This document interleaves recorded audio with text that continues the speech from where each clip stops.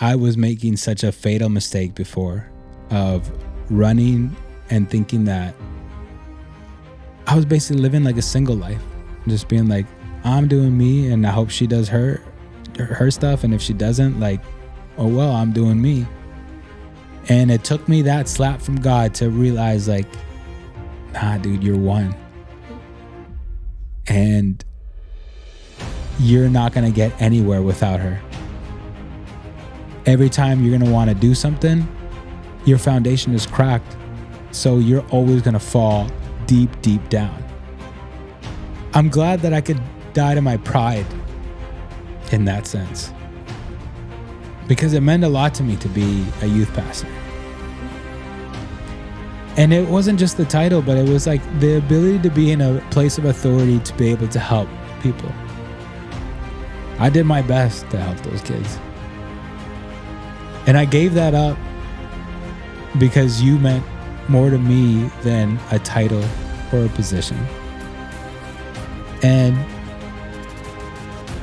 the way that the story has unfolded is much more beautiful than any other story could have unfolded. And that life lesson wouldn't have been possible without obedience.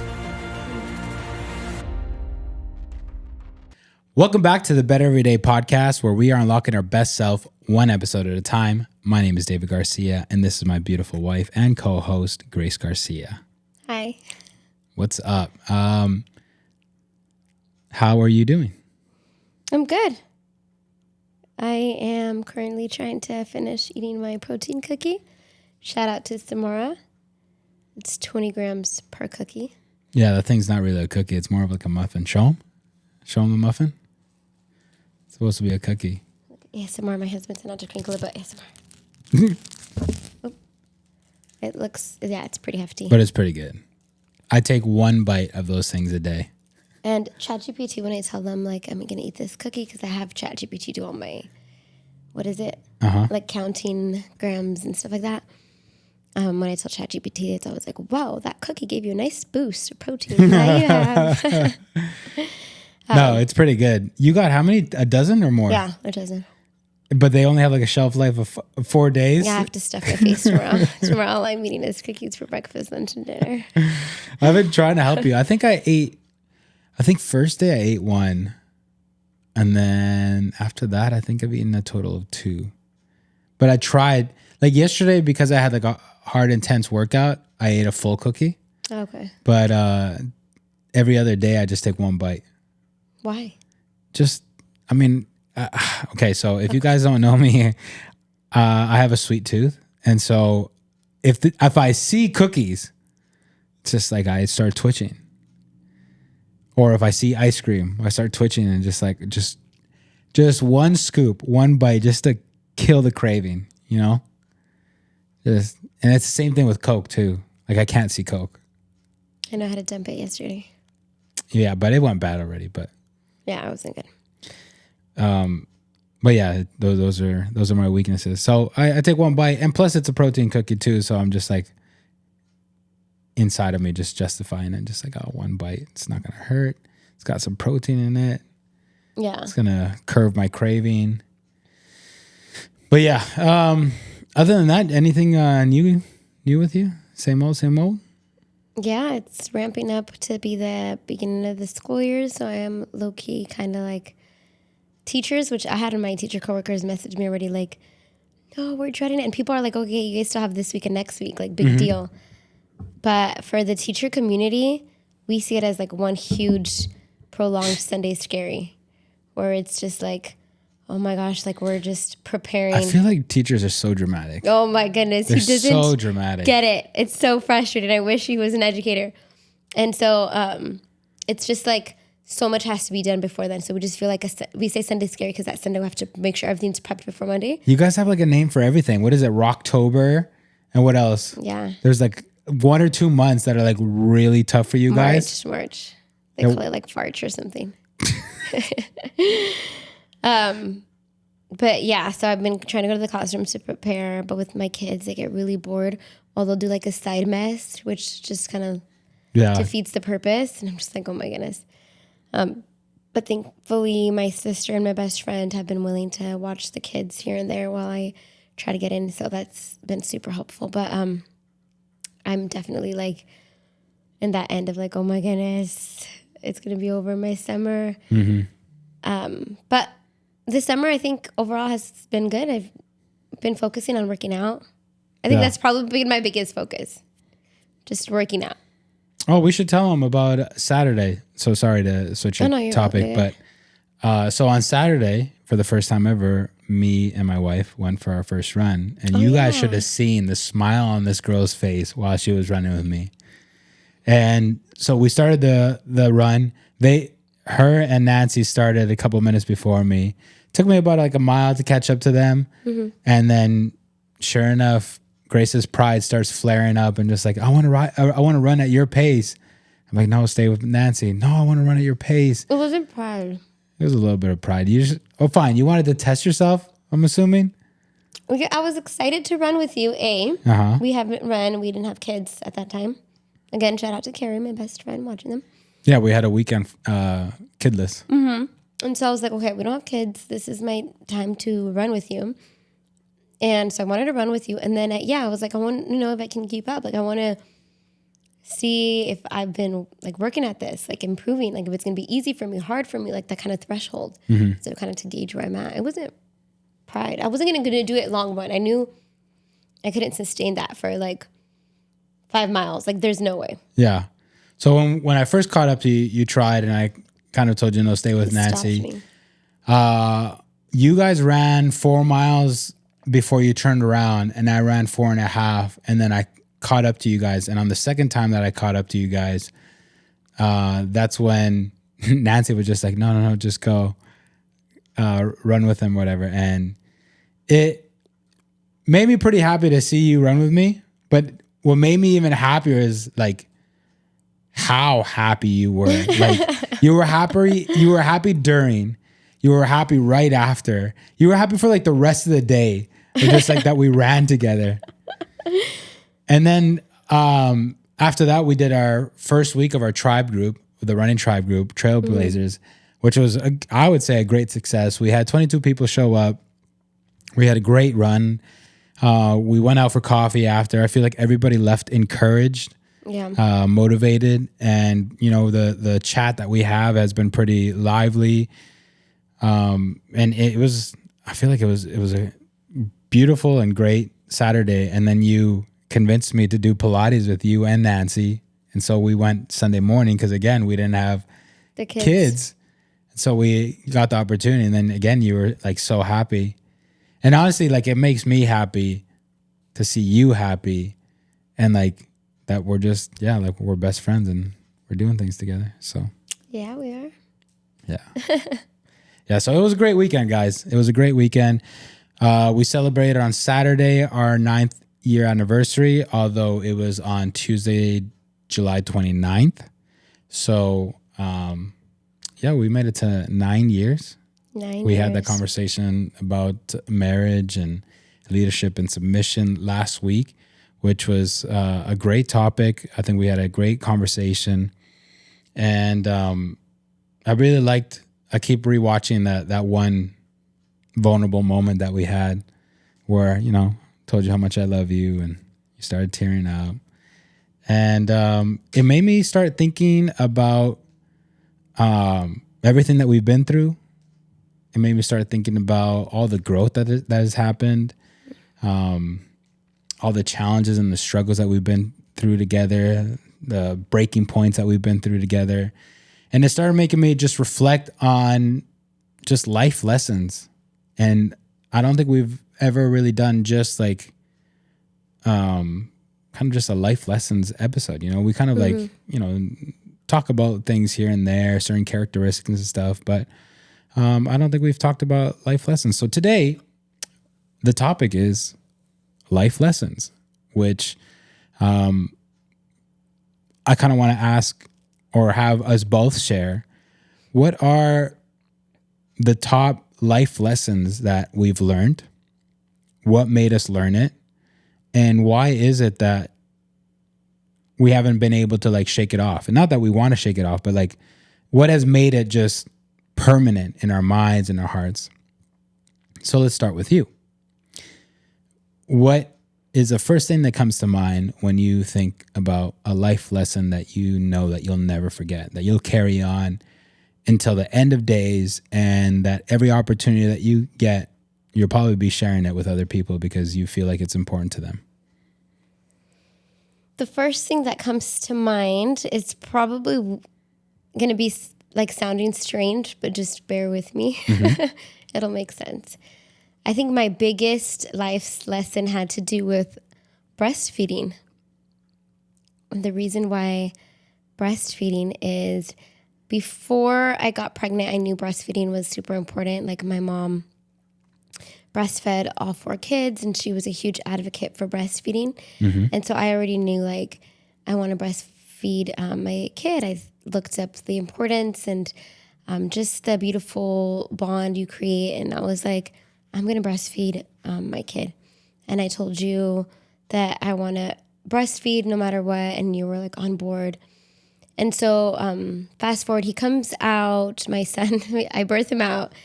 And then he doesn't, I thought he latched properly, but I don't know what it feels like. And mind you, I'm the first in my like immediate family to have a baby. My mom passed away, so I don't have that help. My friends don't have babies yet. Like, I feel like I'm kind of in this journey alone.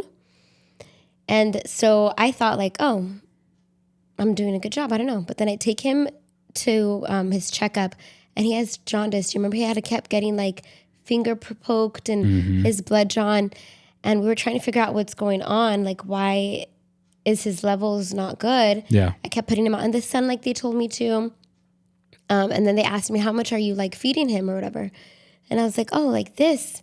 And they were like, that's not enough. So basically I was like starving him, my poor baby. And they're like, that's not enough. You're going to have to give him formula because my milk wasn't coming in. So I was like, okay, that's fine. So they gave me like a hospital grade pump until my milk came in. But once my milk came in, I think he was already used to the formula or I don't know what happened, but he was just did not want my boob. Like he would start screaming like bloody murder. And it was this whole process where I'd attach him, see if he attached until he screamed bloody murder. Then I'd give him to David, pump. And once I pumped, then we'll give him the bottle. And then we would repeat the process every 2 hours, every 3 hours. And I remember I was frustrated, but I was like, I'm not going to give up. And so I went to Kaiser. Kaiser has a lactation consultant. And so I would go there like every day, and they would weigh him before breastfeeding. Then I'd latch him on, and then they'd weigh him after to see if he has enough. And they're like, no, he's not like latching properly. Like it's not, he can't do it. Like it was so frustrating because he would come off immediately. And so I went there for, I don't even remember, because when you're in it, it feels like forever those days. But I want to say like a week or more. I would see kind of like a couple lactation consultants, and it was up to the point where I guess they kind of gave up on me. They were just like, I think, which TMI, but they're like, I think it has to do with your nipple. I'm sorry, you just can't breastfeed. And I was just like, what? And in my head, I was like, so you're telling me if it was like back in the cave days and I gave birth to this baby, like he would die because I just can't? Like it's supposed to be a natural thing. Like I was so confused. And so I didn't take it like as a no. Like I was so stubborn, I think. And so I decided to go on Facebook groups, and I was hearing a lot of people say like go to a La Leche League, which are kind of like little small groups. They meet at the park, and they're all about like breastfeeding and things like that. And there's some lactation consultants there called La Leche League. And so they're all over the world, but I met up with one at the park. I took him, and I felt kind of bad because everyone, it was a bunch of women with their babies. They were just breastfeeding, and I was like struggling. And the lactation consultant in that group came and saw me, and I told her that I went to see lactation consultants, and they told me like what they said. And she was like, no, I'm so sorry you went through that, but you're not nipple feeding, you're breastfeeding. Like it doesn't matter the size or whatever it has to do with. She's like, you can do it. Like don't give up and stuff like that. And so I took that in mind, and then I just kept going. And I'm so glad because it wasn't until 4 months, which probably sounds like a little bit, but again, try working out for 4 months, eating healthy for 4 months. Like that ended up being you feel like it's a long time. And so I stuck with it again, breastfeeding him until he was screaming bloody murder, pumping, giving him the bottle, and like that process. And magically, when he was 4 months, he just like got it. Like he just magically got it. And I think it was like the not giving up process, or probably because his latch was stronger. But point is, I wouldn't have known if I just thought like, oh, I just can't, and then gave him the bottle. Yeah. I wouldn't have known if it was a me issue, if it was a him issue, if he would have eventually got it. But I was able to breastfeed him for like 2 years and a few months, which was my goal, because I know I personally was breastfed for 2 years. I was the longest, and I feel like me and my mom, low-key, I was a favorite. And I'm like, maybe that's why. And it was such a beautiful experience. I loved it, and I breastfed my daughter up until she was like 3. Yeah. And it's just something that you can't replace it. You truly can't replace it. And I'm not trying to say like breastfeeding is like superior or like shame moms. This is just my journey and like my experience. But when moms in the beginning of their journey, when they are struggling or where they talk about breastfeeding, I tell them like, if that's something you really, really want to do it, like fight for it. Obviously, if it's to the point where your mental sanity is suffering, or there's like, if you're not in a good place, or you didn't even care that much, then obviously fed is best. Like it doesn't matter. But if this is something you really, really want, like don't tell anyone or the situation, like tell you no, like fight for it. And so, yeah, that's just always the first story that like pops up. I know it sounds like we're like, oh, breastfeeding, but for me, it was a huge lesson. So I feel like there's a couple of lessons in there, but like, what's like the main point? Do you feel like does that translate into other things of your life, or is that, would you say, just for breastfeeding? No, for sure. Other things in my life, like first lesson, the most obvious one is like, don't give up. Like if you want something really bad, just don't give up, because you don't know when you'll get your breakthrough.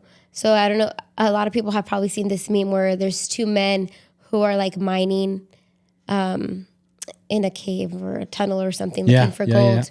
And one like gives up, and the other one just was like an inch farther and he caught it, but the other guy wouldn't have known because he gave up, and then it's just right there.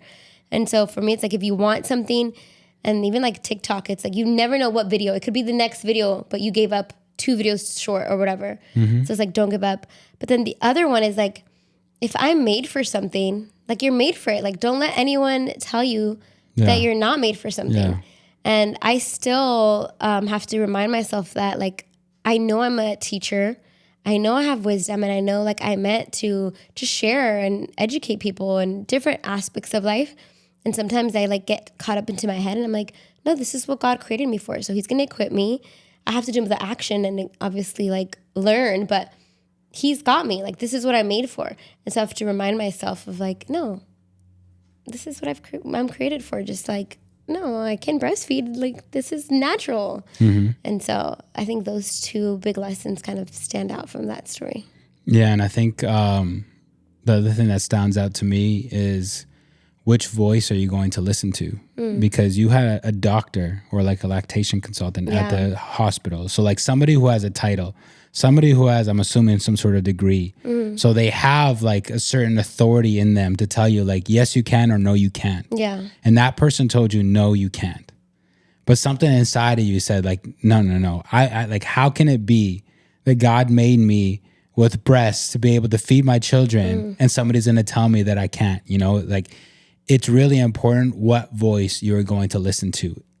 There's one saying that says, whether you believe that you can or you believe that you can't, it doesn't really matter. You're both, like, you're always going to be right. It's all starts with like the mind, right? Yeah. And in that moment, you believed, although somebody with a title and authority was telling you, no, you can't, you believed that you could. And so you could. Yeah. It took time. And so, that's so important, of what voice are you listening to? And it has to be, I believe, like realistic, or it has to be within the realm of possibility, right? Like you weren't like, I don't know, asking for something outrageous that nobody's ever done, or outrageous like that, that's out of the realm of possibility. Like, no. You have breasts. Breasts are made to feed children. And so you weren't asking for anything crazy. Like it was just, no, I know that I can. So that's very important. And the other thing that I heard from your story is when you were told that you couldn't, and you had like the sheer will of like, no, I can, and I'll figure this out. You went online and you looked for community online. You went in person to look for community and surround yourself with people that have been there before, people that could help you get there. And that's another thing, is like, who are you surrounding yourself with? I think is a great lesson from that as well. That's good. So honestly, it is, not everybody has that will that you had, because a lot of people, some people I think wait for the voice of a doctor or somebody with a title to give them an excuse of, this is why I can't. You know, like some people don't have that drive in them, that fight in them. You know what I mean? Like some people are just like, all right, I just can't. You know, it is what it is. But other people like yourself are just like, no, like, so I think the first step is like the sheer will, you know, like, again, whether you believe that you can or you believe that you can't, you're probably right. You know, and so if you accept and you do kind of like declare it over yourself, like, I can't, it's okay. It is what it is. So sheer will, you looked for the information, you looked for community, you surround yourself with people, patience for sure. Because that took patience. I remember. And then you also had like these little like shields or something like that. These like adapters or whatever. Nipple shields. Yeah. It was like an adapter for Elijah. And that's how you first started, right? Yeah. Yeah. And that's when it like first started working. And you're like, oh, David, look, there's some milk in there. And you were so happy. But like that didn't come without the mental struggle. Yeah. You know? And I think that's a beautiful life lesson. But you too, I feel like now, I remember when he would scream, like I would get like just anxiety, like, oh my goodness, or, you know, and then you'd come, and instead of being like, oh, just give him the bottle, like stop like making him scream, like you would just take him from me, calm him down and be like, do you want to try again? Or like give me enough time to pump so we don't go to formula.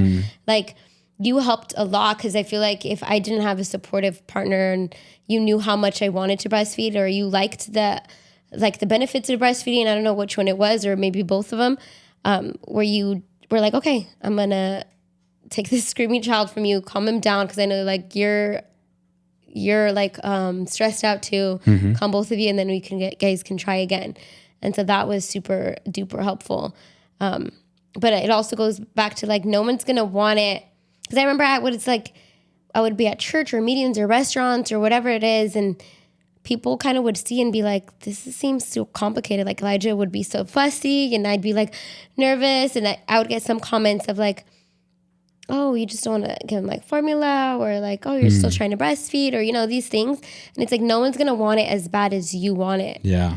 Yeah. And so like, how bad do you want it? And are you going to, same thing, kind of like listen to those remarks, or like, it is easier quitting 100%. But then later on, people look at you and they're like, oh, you got breastfeeding down. Then they think that's easy. Like, oh, you breastfed for 2 years. That must have been so like nice and easy for you. Like my kid didn't latch. And I'm just like, no, like he didn't latch. I I worked for this. Like I struggled for this. But no one wants it as bad as you do. So it's like, how much work and patience are you willing to put in? And that's so beautiful. Like to hear the full circle of, I put in the work, I put in I took on the challenge, and now because you took on the challenge, you're able to tell this story. Had you not, you wouldn't be telling this story. Yeah. You know, and you use it as like a life lesson, you use that as a testimony. And yeah, it's crazy that you say that. Like it happens with a lot of things where people don't see the process and they go, oh, like that must have been so easy for you. Just like, no, you didn't see the beginning part. You know, you didn't see like all like the screaming and the anxiety and the stress or whatever. But yeah, it's beautiful. And I do remember, I think I've always had like a soft spot, and like, I always say like the underdog, but even in that scenario, like my thing has always been like, if I see that you are trying, you know, like which you were trying your best to figure that out, and you're trying, and I see that you're frustrated and this baby is screaming, like my heart goes out to both of you, you know, like he obviously wants to eat. Yeah. And you're trying to figure this out, and you're trying like with everything that you have. It's just like my heart like melts for that, just like, how can I not be the husband that supports you and helps you and tries to like grab this baby, calm him down, and just let you just decompress a little bit, and then like ask you like, hey, do you want to try, or do you want me to give him the bottle? Like being that support, and I think I had kind of like forgotten about that. So I'm glad that you brought that up. Yeah, that's a huge aspect. 'Cause I can imagine a man just getting frustrated and being like, you can't do it, or maybe belittling the woman. Like, don't you have it? Like, how hard is it? If I had it, I could just stick it in and he'd like, he'd drink it. Like, why? It's not that complicated. Yeah. Like, I can imagine that scenario, like belittling the woman, making her feel inadequate, like she's not the mom that he needs, or just being like, okay, it's not working. Let's just, like, why are you so hung up on it? Like, you've tried it. Let's just give him the bottle. Like, who cares about it? And you didn't. You took, I feel like, the most empathetic but hard approach of like, okay, let's try. You're not seeing results, but you had faith in both of us that Elijah was going to get it or I was going to get it. And it ended up working. So thank you. Yeah. I know like the people that kind of know me probably would have thought that I would have snapped at you the way that you're describing.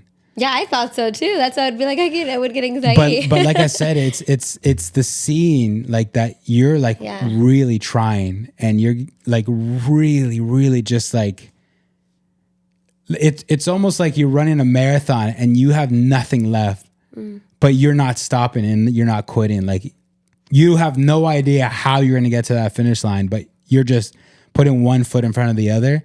That's what I saw in that moment of just like, I'm not giving up. Like, I'm going to champion this through. I have nothing left in me, but I'm going to figure this out. And that's where I was just like, no, like I could never flip out on you. I could never like just scream at you and be like, why don't you just quiet this baby and just, give him like a bottle, whatever. Like I could never like, just like, I'll support you every step of the way, but yeah, that was a good life lesson. Good life lesson. Yeah, he's already going to be like 8 this year. And so it's like, wow. And he turned out to be a chubby baby. When he got that milk going, holy smokes, that kid got big. He was so cute. Yeah. So for myself, I think I have 2 life lessons. I don't know if you have more, but I have 2 at least. I think I probably have more, but 2 that stand out. And the first one that I learned at a young age was that tough times don't last, tough people do. And the one Bible verse that got me through all of my tough times was Romans 8:18, which says, "For I consider that the sufferings of this present time are not worth comparing with the glory that is to be revealed to us." And I know that I probably interpreted it wrong, but I applied it to be able to survive the times that I needed to survive. And the reason why I say that is the way that I interpreted for the times that I needed was, I know I'm suffering right now. I don't understand it, and I hate that I'm going through this. But there's a light at the end of the tunnel. There's better days to come. And I know that when I get to those better days, they will not compare to the bad days that I'm going through right now. And so for me, like the darkest moment of my life and not ours, but like before pre-marriage, like my mom, my brother, myself, and my dad, the darkest time was when my dad, went into alcohol. He got into drugs. He basically mentally spiraled, and he went into this like, I don't know, like maybe a midlife crisis, because he turned into like a teenager where he wanted to party like every weekend. But I think he just had so many unresolved issues. And the reason why I say that is I could see so many times where, like, in between everything that he was doing and he was saying, he was just like, I want to be loved. I want to be respected. I want to be appreciated. But he just, obviously, he grew up with 19 brothers and sisters, or I think it was total of 19 of the kids. So like, did he get love? Probably not. That's crazy, yeah. Most of the stories that I heard from his childhood was like, somebody would say something that my grandma's kids were causing trouble, and so my grandma would go home and just start hitting all of them. It's just, and most of the time, apparently, the way that my dad tells it is like the stories weren't even true. But I mean, how do you control 19 kids? Yeah. And how do you know who's telling the truth and who's not, you know? And so, but the point is that, you know, he got into that time, and it was about like 3-4 years of just like torment in our house. And like, I truly like felt like it was a torment. And you could ask my mom, you could ask my brother, like it was torment. And it was all like based through my father. And again, I see the situation now, and like I said, it was just a bunch of unresolved issues. It was him not being able to communicate. It was him not being able to receive love. Him and my mom, I don't think had the best communication either, and they just like they. I never really heard them say something nice to each other. I remember they used to just go at each other, and sometimes as a joke or whatever, or like. But a lot of times, I mean, they were both Salvadorian, so like one joke could spiral into the humongous World War III, and it was just a lot of pride. But yeah, it was really dark, and why I say it was dark, it wasn't just like the alcohol and the drinking and the loud music till like 5 a.m. It was being in my bed in the basement right under my parents, and at like 2-3 a.m. hearing my mom scream at the top of her lungs that she needed help. And I remember like waking up and anxiety, like I like truly felt, that was the only time I think I've felt like true like anxiety. Like if there was a meter, like a thermometer meter, like my anxiety level would have busted that thermometer like into a million pieces. Like it just. I remember I used to run up and knock on the door and just open the door. So there was violence at home, TVs broken, walls with holes in them. Like, and it was like every weekend we never knew what, it was like almost like a revolver when they're playing Russian roulette. It was like spinning the chamber and just like, today might be the day a bullet goes out, you know, but we don't know. Like it might be one of those days where we get home and my dad is just inebriated and he's just talking about the good old days and talking about his dad and talking about how my mom did him wrong. And, you know, like when he started going there, everything started spiraling. But the point is, like, it was such a crazy time. But it was that verse, Romans 8:18, where I just kept in my heart, like, these days suck, but better days are coming. And when those days come, they will not compare to everything that I'm going through right now. And I never really understood it. And you never do. That's definitely like a life lesson. When you're going through hard times, you rarely understand why you're going through them. Rarely. And going through tough times, I think, is more of a test of your faith, of your trust in God, your endurance, your spiritual growth. Like, there's a lot of tests in hard times, but it's a test. You're meant to pass it. Mm-hmm. And whether that's just through prayer and patience, like, so many of us, especially nowadays, we want things to be done, like, especially if it's like something dark, we want it to be done now. But imagine going through 3 years of darkness. Like, that was during the time, I think I shared in an episode or two back, like when my mom was like, I can't anymore. That was during that time. Mm-hmm. She's like, I can't go to church anymore. I'm done. She's like, I'm feeling faith like slip through my fingers. And you can imagine, like, just my mom had always been such a faithful prayer, and she fasted and she read her Bible and she was loyal at church and she served at church. And so you can imagine, especially, she was a very action driven person. So she's like, I'm doing all these things, and God, you still have me in this freaking storm of a life. Like, when will this end? And so many times I would hear her in her prayers, like, God, when will you end this? Like, it got to the point where I remember her saying, like, God, just take him. just take them. Like, I don't know what else to do. Just take them. I can't handle this anymore. And so you can imagine the darkness and the anxiety and all the just tough times that we went through.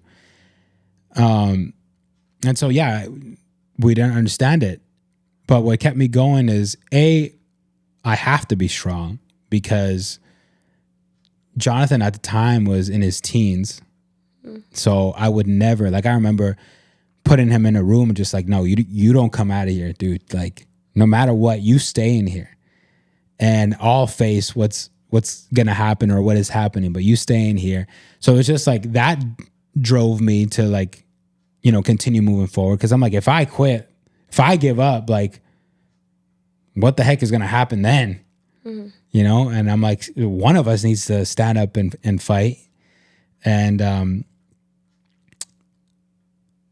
again, I didn't understand why, you know, but years passed, and then I was a youth pastor, and I remember sharing that testimony through sharing the word that I got from Psalms 23:5. And I remember, like, a bunch of kids came up to me and were like, I'm going through the exact same thing. And I just never forget. Like, that's the one time where I kind of visualized us going to heaven, seeing Jesus and asking him, like, seeing his wounds and stuff, and just being like grabbing his hands and just be like, was this worth it? And him, like, looking back at us and saying, for you, every single second.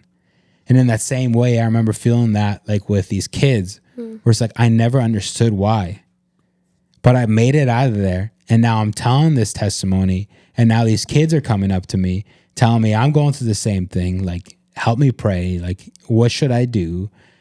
And I was just like, all right, God, that was worth it. That was worth it. That made it worth it.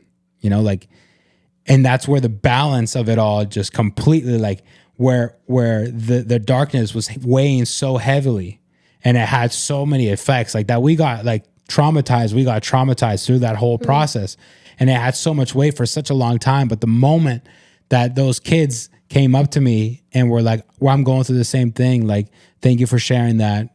Help us pray. Give us some advice. That balance just went completely like this. And just like that darkness had no more weight to it. Yeah. That darkness now had a purpose. And so many of us, when we're going through those dark times, we get so consumed, and we've talked about it before, when we get in the dark times, like, we don't see clarity. It's foggy, it's shadowy, it's dark. Like, we don't see what's going on. We don't see it. But that there is a purpose in that. There is a purpose. When it gets revealed to you, who the heck knows? Only God knows. But that it will be revealed to you, it will 100%. And so that was my moment where it was revealed to me, and just like, oh, all right, cool. Like, these are the moments that now far outweigh those dark moments. This is the glory that was to be revealed to me. And just like, oh, now that's a full circle. You know, like, now there's meaning behind it. Now there's purpose behind it. Now it was more than just about me. It was more than just about my mom and my brother. Like, it's now spreading and overpouring onto other people. And it's just like, okay, 100% worth it. And so that's my biggest life lesson is tough times don't last. Tough people do. And there's purpose to those tough times. That's beautiful. But I think even like how you started, the tough times don't last, but tough people do. I feel like there has to be a better way to title that lesson. Because as you were speaking and you're getting, like, towards the end of the story, it seems like you didn't become a tough person. You became, like, an empathetic, like your heart became more of flesh, like reaching out to them. I don't see, like, a tough person. Does that make sense? I feel like a tough person would be like telling those kids, oh, you're going to get out of it. You're going to get out of it. Like, look at me. But your heart turned soft, and you were like, I understand, God. And your heart went out to them. Like, it became flesh. I think when I say tough times don't last, tough people do, during that time, I had to be a tough person. like,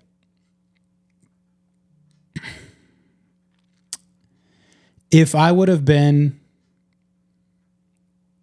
let's say, not a tough person, a person that wasn't mentally fortified, let's say, if my heart wasn't fortified, if I didn't have God, if I didn't have prayer, if I didn't have God as my strong tower, like I would have crumbled. And that's why I say, like, tough times don't last, tough people do, because during that time I had to be tough. I had to be the one going in between my mom and my dad. I had to be the one protecting my brother. I had to be the one praying and believing for better days. I had to be the one still taking my brother to church, although my mom had stopped going. I had to be the one. I remember my dad one time, I think he texted me and he was like, "This is it. I'm out of here." And like, I knew what he meant.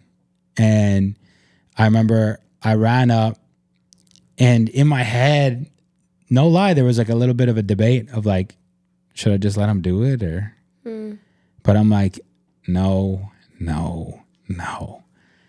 And the reason why I said no is because, again, there was flashes of moments where I'm like, he is just a little kid wanting love. He's just a little kid that never got that love, that never got that embrace, that never got that I'm proud of you, that never got any of that. And so in all of his storm that he was making, that was at the core of it all. I want to be loved. I want to be admired. I want to be respected. And so I'm like, my heart goes out to that. So I remember I went upstairs. He was in the bathtub, and I just sat there and I talked to him, and I told him that he was appreciated, that he was loved. And in those moments, like, yeah, he would soften up. But I mean, Salvadorans, we're a prideful bunch, you know, like it takes just a little flinch for us. We're like Rottweilers, you know, that are just like trained to like fight, you know, like just one little false move and we're already back to like growling and just ready to just like throw hands and stuff like. But yeah, so in those times I had to be tough, and the lessons that I learned from it made me empathetic, I think. Yeah. That's good. But I think, yeah, we all have times to be tough.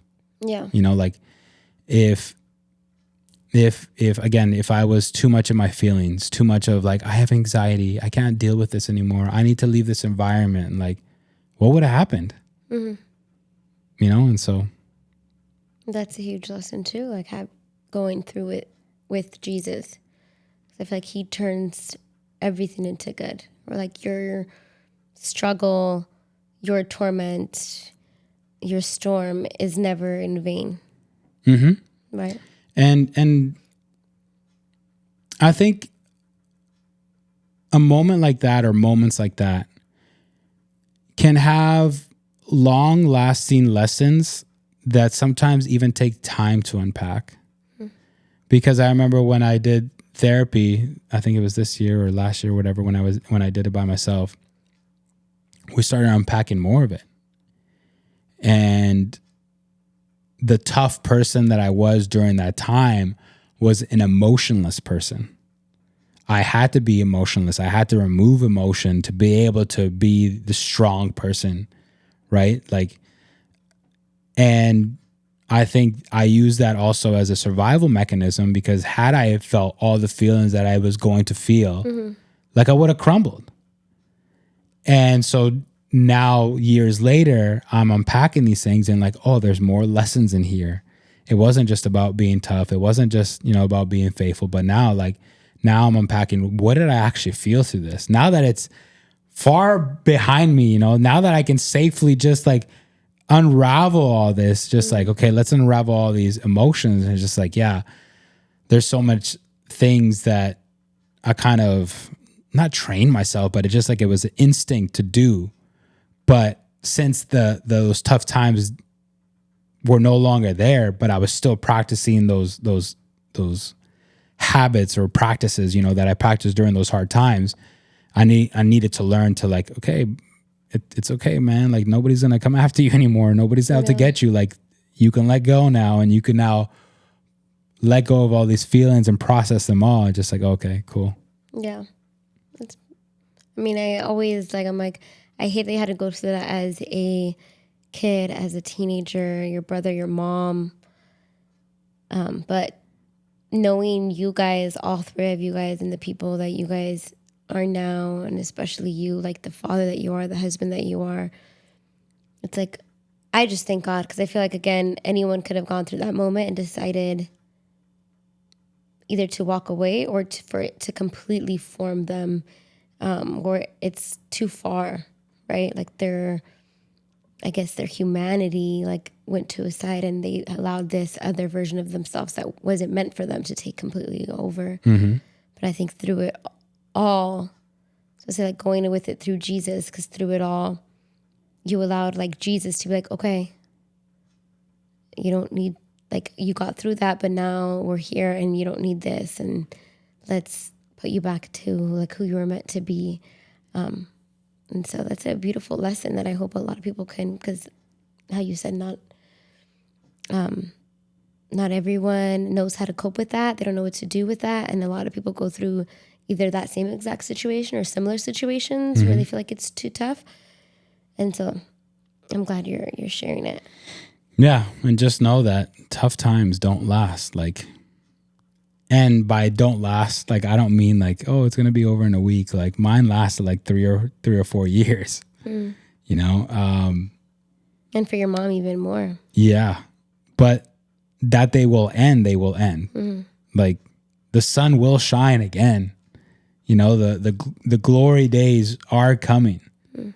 When they're coming, we don't know. But those tough times that you're going through is a test, and it's you being in the fire and you being purified, and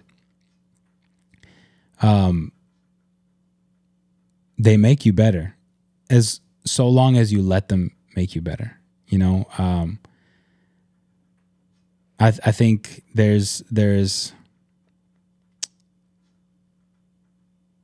is a lesson to be learned during those tough times, and there is a test to go through. And we just have to trust. That's what it really comes down to. We just have to trust that God is not going to let you down. And just because you are going through tough times doesn't mean God has let you down. Yeah. God never promised you to not go through tough times. God promised you to never leave your side. And so, whatever tough times you guys are going through, I would encourage you guys to have that endurance, to have that perseverance. Plain and simply, just be tough during those tough times. Don't give up. The story is still being written, and you'll understand soon enough. Those are great lessons. All right, next on to you. Lesson number 2? No? Yes? No? Not that I can think of. I feel like I have a lot, but Nothing else pops up? Okay. Mm-mm. I'll go again. Another big life lesson that I learned was actually with you. Oh, I have one now. Just kidding. This life lesson, I don't think I'll ever forget. And I'll never forget because, okay, so we're going through some sort of transition. And I remember I told somebody, you are like a stallion. Mm. You run at 100 miles per hour. You're a beast of a person. One day you're going to be running at that 100 miles per hour. You're going to look back and you're going to expect loved ones, you're going to expect people following right behind you. But you're going to sadly realize that there's probably only a handful, if that have been able to keep up with you. And it's because you never learned to slow down and teach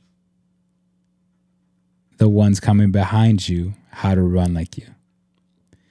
And I remember I'm like, damn, that's good. Like, That's good word. I got them good, you know? And like about a week later, I felt like God just like slapped me and just like, buddy, you thought it was just for him, but it was for you too. And I'm like, what the heck? And I remember like he brought you into mind. And it was during a time where I was still a youth pastor. You weren't really serving. You would miss a good amount of Sunday services. Like you just like were in the background really. Well, that's when I had my second kid. Mm-hmm. And then I remember I would poke at you just like, wow, you're not doing anything. You're not even involved. You're not even like faithful and going to church on Sundays. Like, and we were like really disconnected, me and you, like really disconnected. Like I guess looking back at it, I had no empathy for you. Like I was just like, what are you doing? Like get to work. Mm-hmm. And you in between the lines were just like, I don't feel good. I can't do this. Yeah. I need help. And we just couldn't figure out the communication. But I remember again, God slapped me with this and it's like, you think that was just for that person, but it was for you too. And I'm like, then he brought you in mind and I'm like, okay, I get it.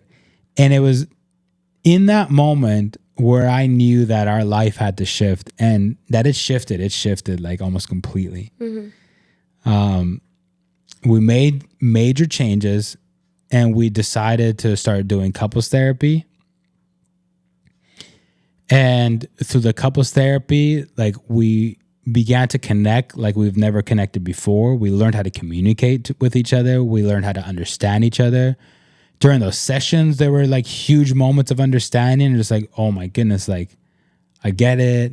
Mm. And during that whole process, that's when I truly believe that my heart connected to yours. I don't know if yours was already connected to mine or had disconnected or whatever, but me personally, that's what I felt. I'm like, my heart is like really connected to Grace now. Like where I could say like before, I didn't really trust that you had my back. Mm. I didn't really like, you were my wife, but I didn't like really feel like, you know, we're really in this together. Like it was like almost like being on a team, but not being sure that we're both going towards the same thing, like trying to like working together or whatever. Mm-hmm. Like, but during that time, I'm like, we connected, we learned how to communicate.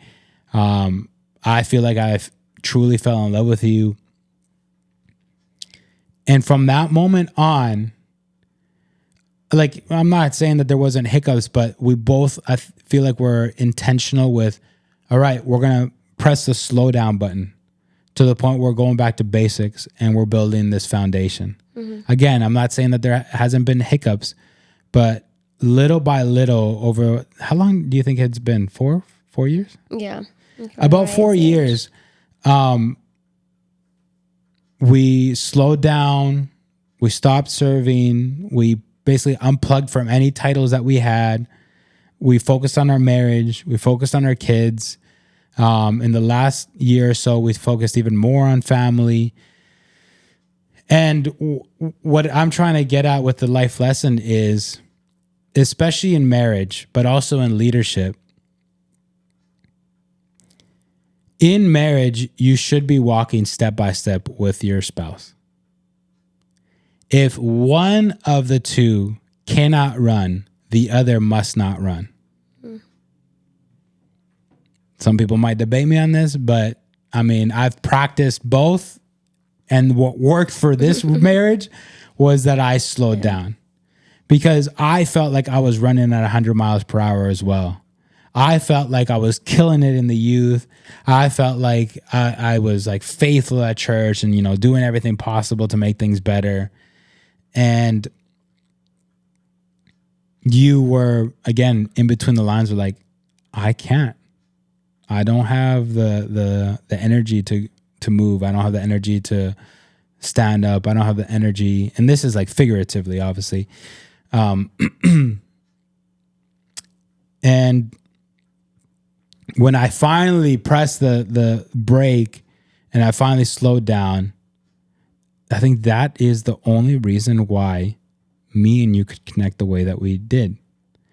And the reason why I bring this life lesson up is because with our 9-year anniversary, you put it into your caption. I was going to be like, did you catch that? Which meant a lot to me.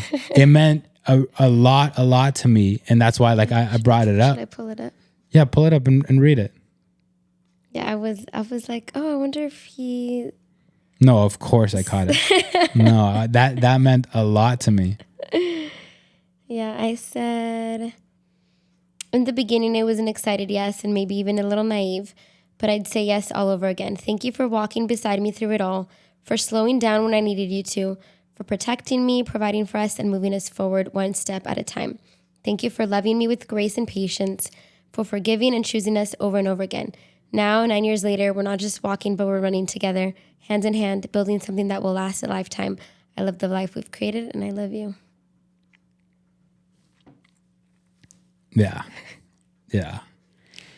That means so much to me because I was making such a fatal mistake before of running and thinking that I was basically living like a single life and just being like, I'm doing me and I hope she does her stuff. And if she doesn't, like, oh, well, I'm doing me.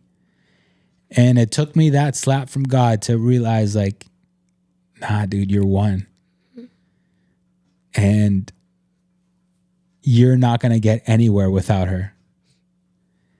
Every time you're going to want to do something, your foundation is cracked. So you're always going to fall deep, deep down. And that was around the time when you were like, I'm done. I'm done with you. Yeah. And that was just a prime example of like the foundation was super cracked. There was basically no foundation. And I'm so grateful that God spoke to me like that. I'm grateful that I listened. I'm grateful that we got to walk together. And it's such an amazing feeling to see you write that and be like, we are now running together. Which honestly, like,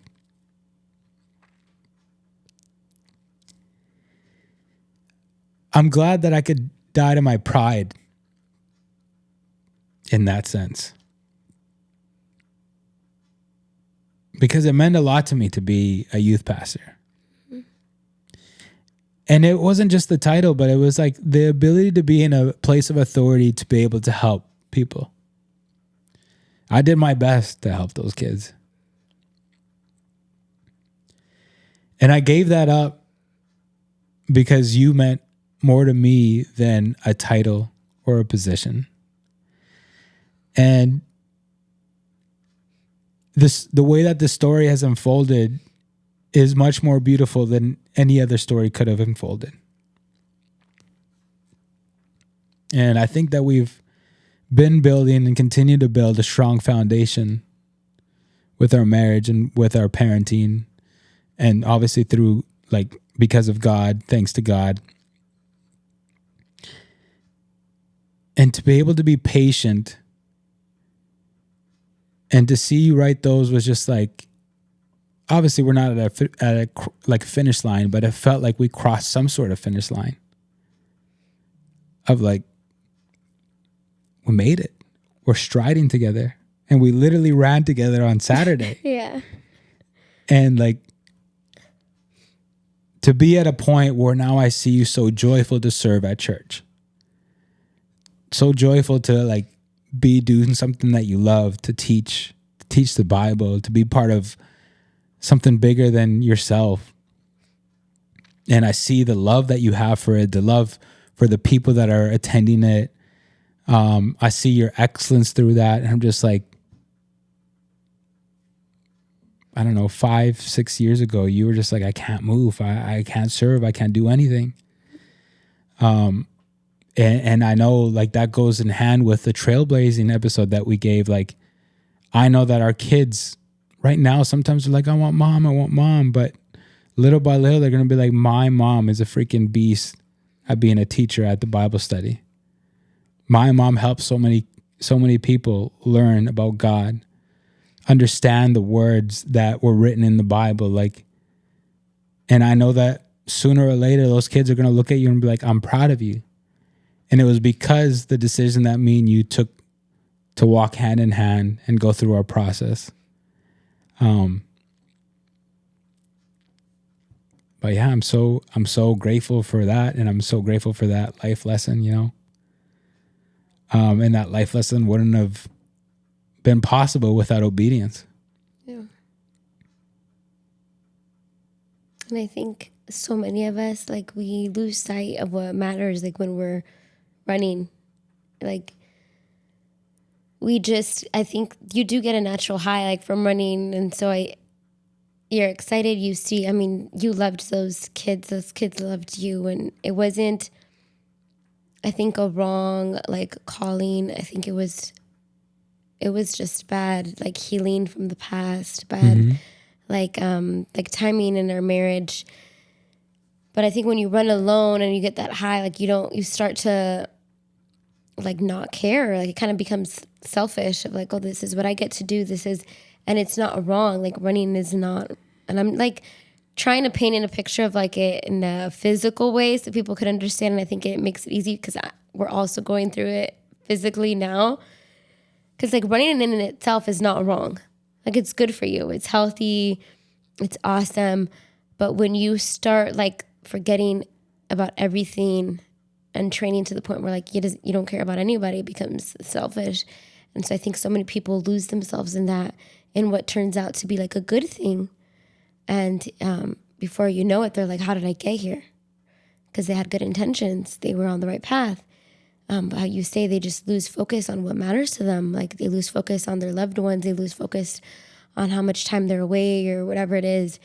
And that's a hard pill to swallow, be like fighting those thoughts of, like, well, I'm not doing anything wrong.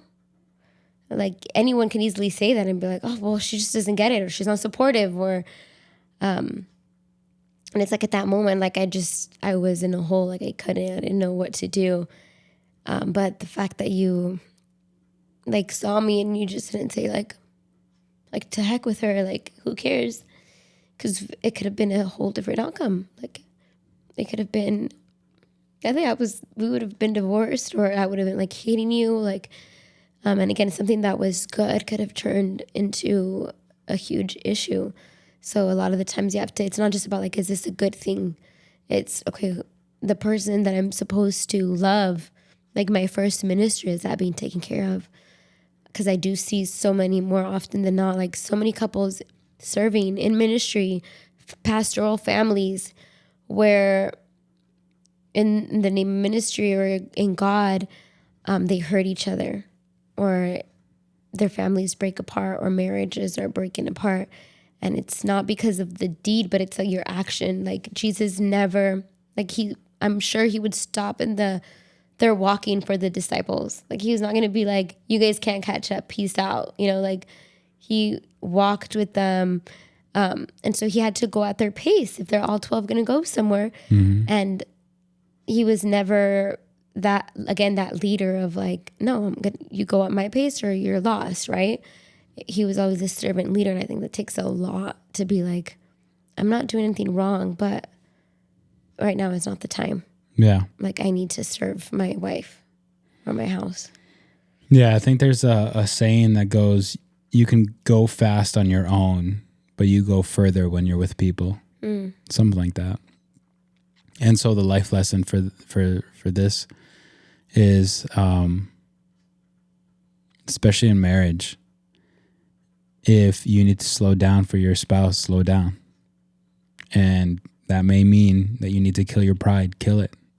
It's not worth you having your pride. Your pride is not going to keep you company at the end of your days. Your pride is not going to keep you warm. Your pride is not going to give you love. If anything, your pride is going to kill every single relationship that you have. Yeah. And then this also serves as a life lesson in regards to leadership. We when we did the leadership episode, we talked about this, where there's some leaders that just go based off talent. Like, if you're at my level, okay, get on this team. If not, sorry, you're not going to make the team. But the more effective leader is the one that goes, okay, we can have talent here, but we're also going to grow the talent here. We're going to all slow down, and we're all going to train each other, help each other, support each other, and then we're going to launch forward. And similar to this, we're just like, David, slow down. Slow down with your wife and see how much this pays off. Slow down and see that the relationship will get better, the marriage will get better, the family will get better. We'll get to a point where we're running, and we're going to get to a point where we're just doing great things. Yeah. Which recently I made the decision to, I guess, kind of push all my chips in regards to like being of service. And it didn't really click until right now, where it's just like, maybe that's subconsciously why. Because I see you thriving, and I'm like, she's good. She's not just surviving anymore. She's thriving. She's doing amazing, where I'm like, all right, now it's my turn. Let's go. You know, it's like that sense of peace where it's just like, okay, I'm not making the same mistakes as before. Now I allowed you to go into your serving like season, and I'm like, okay, all right, let's see. All right, it's proven. You know, like the because you've been serving in the study hub for a while now, right? Yeah, I think it was in last January. Last January? Not this past January? So it's been more than a year? Or is it this January? I did 2 8 weeks with them, plus like the in-betweens. So it's been some time, right? Yeah. And every single time, because I think also like subconsciously I was also like, you know, she usually gets excited at the beginning and then during the middle she starts complaining. But you've just been excited the whole way through. You've been so excited and so like motivated. And like I said, just thriving in what you're doing. Like you care so much about what you're doing, and you're being given the space to just flap your wings and just fly, you know? And so, I think subconsciously that's kind of maybe what made me just go like, okay, I'm ready. I'm all in. Let's go. Yeah. You know, so it's been beautiful.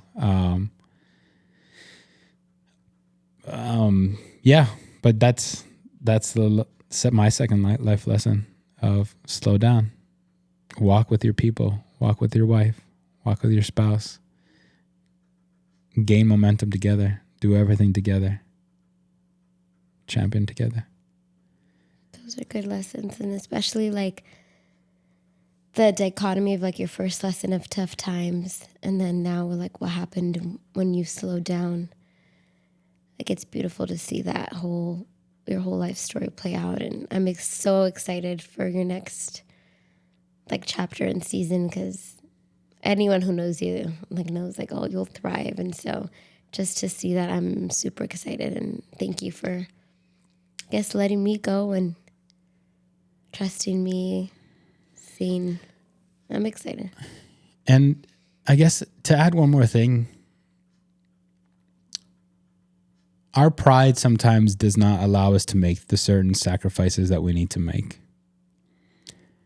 And I believe that I, at least somewhat, died to my pride to be able to sacrifice what I wanted for that time, to be able to slow down with you, right? Mm-hmm. And now, again, we've gone full circle. Now I'm telling the testimony of that sacrifice paid off. Yeah. 100-fold. And I think, again, there could be sometimes doubt when you first start into something like that, you know, just like the tough times. When you get into tough times, there's a little bit of doubt of like, when is this going to end? Is this ever going to end? Like, I mean, we're human. Yeah. It's just like we can only withstand so much, you know, and that sometimes our tests are greater, just like, and sometimes we think it's greater than we can even handle, you know? So in the same way with the sacrifice, I think there was maybe like a little bit of doubt. Is this going to be worth it? You know, is this going to work? You know, and I have a similar mentality as you, like when you said with like the breastfeeding, where I'm just like, That's why like when we shifted, you were just like kind of shocked with how much we shifted. Yeah. And I'm like, no. We're going into couples therapy. We're doing this. We're doing that. And we're going. And I kind of had that same mentality of like, no, that we're going to figure this out. We're going to figure this out. Like I'm going all in on this, you know? And, but going all in something and you're sacrificing, it's just like, is this going to pay off? You know, there's always that question. And then the follow-up question is, how long is it going to take to realize that this sacrifice is worth it or not? And I think there is moments of weakness where, you know, we might get in a fight and I'm just like, oh, I did all this for no reason, you know, like, oh my goodness, like, why did I do this? I need to just look out for myself, you know, like, in all honesty, like, there's those thoughts and those feelings, you know, just like, whether that's the enemy or your own, just like, you know, childhood trauma or whatever, but just like you have those thoughts, but then you go back and you're just like, no, let's keep going. Let's keep moving forward. Let's keep persevering. It's going to pay off. And we got to the point where like, now we're declaring like it paid off. And that makes me so happy. So like the life lesson there is sometimes your pride does not want to let you sacrifice, but do the sacrifice that God is calling you to do. That is going to pay off. It's going to pay off. And the one thing that I've been reading over and over again in John, it was like there's so many times where Jesus was like, he did something just so the words that were written before could be fulfilled. Like, and it just over and over tells me like whatever was said, whatever was ordered, whatever God said is going to happen. The when is what we don't know. Yeah. But that it'll happen. And so if God's calling you to sacrifice something, sacrifice it. And with time, with us, it took us like 4 years to realize like, oh, it paid off. Like 3-ish, because Raya was like around 1. Like it's taken that long to like be like, oh, like look at that, you know? But it's beautiful because it's just like, oh, like it was the right move. It was, God was in it, you know? And so it's just a beautiful story and testimony. Yeah, it is. Any last life lessons before we end this episode? No, let's end it. We could do that next. Did you have another one?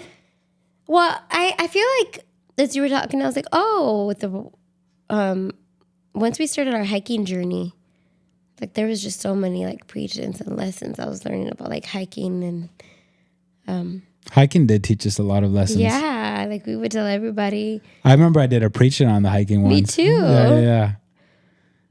And I truly believe. And then I was like, oh yeah, but I've talked about them in the past, how like suffering is a gift, like a huge lesson of my mom. And so I was like, oh, I have more lessons, but. Yeah.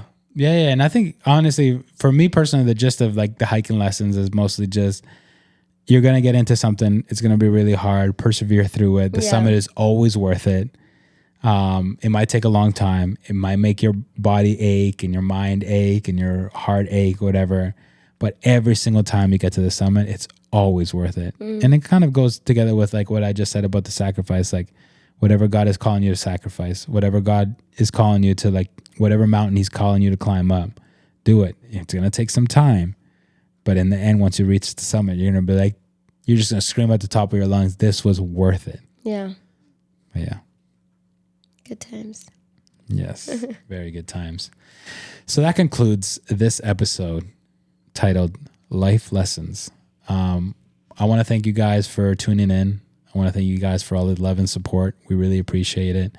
And we just encourage you guys to like, subscribe, comment, DM us if you want. If you guys have any questions or any, prayer requests or anything like that, we are here to help in any way possible. And I hope that you guys all feel that. We love you guys, and we will see you guys on the next one. Bye.